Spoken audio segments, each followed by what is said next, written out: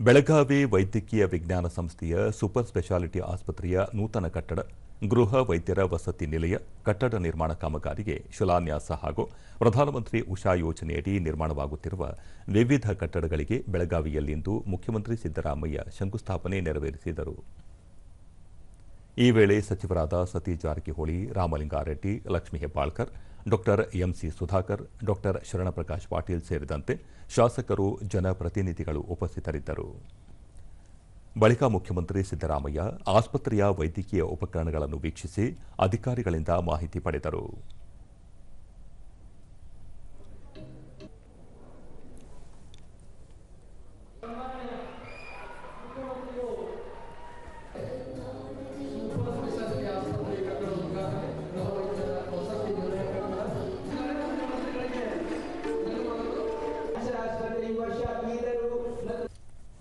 ನಂತರ ಸಿದ್ದರಾಮಯ್ಯ, ಬಡವರು, ದುರ್ಬಲ ವರ್ಗದವರು ಶೈಕ್ಷಣಿಕ, ಆರ್ಥಿಕ, ಸಾಮಾಜಿಕವಾಗಿ ಸಬಲಗೊಂಡಾಗ ಮಾತ್ರ ಮುಖ್ಯವಾಹಿನಿಗೆ ಬರಲು ಸಾಧ್ಯ.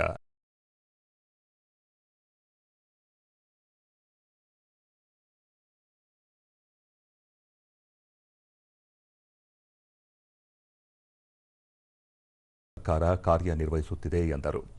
ಬಡ ಜನರಿಗೆ ಅತ್ಯುತ್ತಮವಾದ ಆರೋಗ್ಯ ಸೇವೆ ಒದಗಿಸುವುದು ಸರ್ಕಾರದ ಜವಾಬ್ದಾರಿ ಮತ್ತು ಕರ್ತವ್ಯವಾಗಿದೆ. ರಾಜ್ಯದ 22 ಜಿಲ್ಲೆಗಳಲ್ಲಿ ಸರ್ಕಾರಿ ವೈದ್ಯಕೀಯ ಕಾಲೇಜು ಮತ್ತು ಆಸ್ಪತ್ರೆಗಳನ್ನು ಆರಂಭಿಸಲಾಗಿದೆ.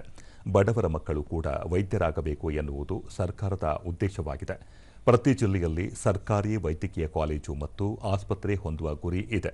ಇದರ ಜೊತೆಗೆ ಸೂಪರ್ ಸ್ಪೆಷಾಲಿಟಿ ಆಸ್ಪತ್ರೆಗಳನ್ನು ಆರಂಭಿಸಲಾಗಿದೆ. ಹಂತ ಹಂತವಾಗಿ ವೈದ್ಯರ ನೇಮಕಾತಿಗೆ ಕ್ರಮ ಕೈಗೊಳ್ಳಲಾಗುವುದು ಎಂದು ಹೇಳಿದರು. ಎಲ್ಲರೂ ಕೂಡ ಮಹನೀಯರುಗಳು ಹೇಳಿರ್ತಕ್ಕಂಥ ಮಾತುಗಳು. ಈ ರೀತಿಯಾಗಿ ನಮ್ಮ ಸರ್ಕಾರ ಇವತ್ತು ಅಸಮಾನತೆಯನ್ನು ತೊಡೆದಾಕಲಿಕ್ಕೆ ಅನೇಕ ಕಾರ್ಯಕ್ರಮಗಳನ್ನು ಇವತ್ತು ನಾವು ಮಾಡ್ತಾ ಇದ್ದೀವಿ. ಇವತ್ತು ಸರ್ಕಾರಿ ಆಸ್ಪತ್ರೆಗಳಿಗೆ ಬರ್ತಕ್ಕಂಥವ್ರು ಸಾಮಾನ್ಯವಾಗಿ ಬಡವರು ಮತ್ತು ಗ್ರಾಮೀಣ ಪ್ರದೇಶದ ಜನ, ಶ್ರೀಮಂತರು ದುಡ್ಡಿರ್ತಕ್ಕಂಥವರು ಖಾಸಗಿ ಆಸ್ಪತ್ರೆಗಳಿಗೆ ಹೋಗ್ತಾರೆ.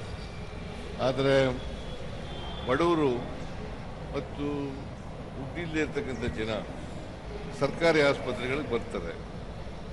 ಅವರಿಗೆ ಅತ್ಯುತ್ತಮವಾದಂಥ ಆರೋಗ್ಯ ಸೇವೆಯನ್ನು ಒದಗಿಸ್ಕೊಡ್ಬೇಕಾಗಿರ್ತಕ್ಕಂಥದ್ದು ಸರ್ಕಾರದ ಜವಾಬ್ದಾರಿ, ಕರ್ತವ್ಯ.